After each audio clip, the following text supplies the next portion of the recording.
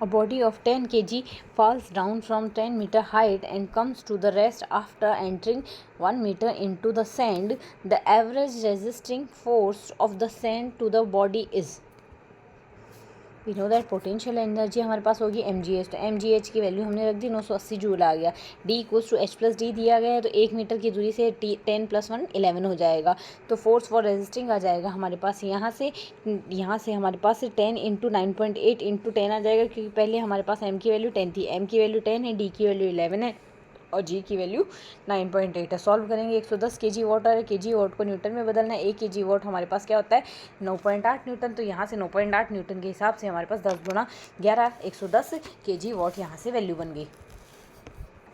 110 kg what से हमारे पास यहाँ से हमारा थर्ड ऑप्शन जो है वो इसके लिए थर्ड ऑप्शन जो है वो करेक्ट आंसर आ गया। नेक्स्ट कहता है a particle projected with the velocity 39.2 metre per second at the angle of projection 30 degree from the horizon. The particle will move in the perpendicular direction with its direction of the projection after a time travel interval of. तो projection या प्रक्षेपण में हम देखें g t sine theta equals to u आता है, u equals to g t sine theta आता है। टी की वैल्यू हमारे पास आ गई, यू की वैल्यू 39.2 दी हुई है, जी की वैल्यू 9.8 है और थीटा 30 डिग्री दिया हुआ, साइन 30 आ गया। इसको सॉल्व कर लेते हैं, 1/2 आ जाएगा। सिंप्लीफाई करके ये वैल्यू आ गई, जिसे हम लिख सकते हैं 8 सेकेंड।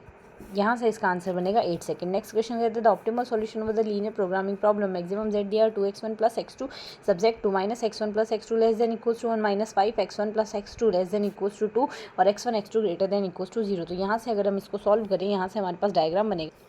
तो अगर हम यहाँ से इन लाइन्स को प्लॉट करें, हमारे पास यहाँ से एक लाइन तो आ रही है ये, इसके लिए एरिया बनेगा हमारे पास ये। नेक्स्ट लाइन बन रही है ये, इसके लिए एरिया बनेगा हमारे पास ये। अब हमें जो कॉमन रीजन लेना है वो फर्स्ट कोऑर्डिनेट एक्सिस में लेना है, यहाँ से प्रथम चतुर्थांश में लेना है। प्रथम चतुर्थांश में अनबाउंडेड सॉल्यूशन बन रहा है, तो अगर अनबाउंडेड सॉल्यूशन देखें तो हमारे पास वैल्यू मैक्सिमम निकालनी है, इस वजह से बनेगा यहाँ से अनबाउंडेड सॉल्यूशन। नेक्स्ट कहता है the set of all feasible solution of a linear programming problem is. हमारे पास फिजिबल सॉल्यूशन के जो सारे सेट होते हैं वो कॉन्वेक्स सेट होते हैं, ऑलवेज अ कॉन्वेक्स सेट। यहाँ से हमारे पास करेक्ट आंसर बनेगा।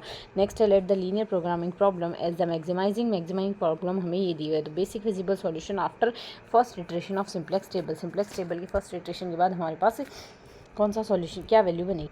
तो अगर इसको हम टेबल में प्लॉट करेंगे तो यहाँ से हमारे पास जेड जे माइनस सी जे निकलेगा, जेड जे माइनस सी जे में -5 वैल्यू आएगी, ये वाला एंटर करेगा और निकलेगा हमारे पास कौन 6/4, यानी यहाँ से आएगा हमारे पास 3/2 और नेक्स्ट आएगा ये 2/3, 2/3 और 3/2 में हमारे पास कौन सी वैल्यू छोटी 2/3 वाली वैल्यू छोटी है, निकल जाएगा हमारे पास। एक तो x4 टेबल में रहेगा, x3 बाहर निकल चुका है, x3 की जगह आ चुका है x2, x3 निकल चुका है, x2 आ चुका है, x1 और x3 की वैल्यू तो 0, x2 की वैल्यू 3/2 आएगी, यहाँ से 2/3 आएगी। तो यहाँ से फोर्थ ऑप्शन हमारे पास करेक्ट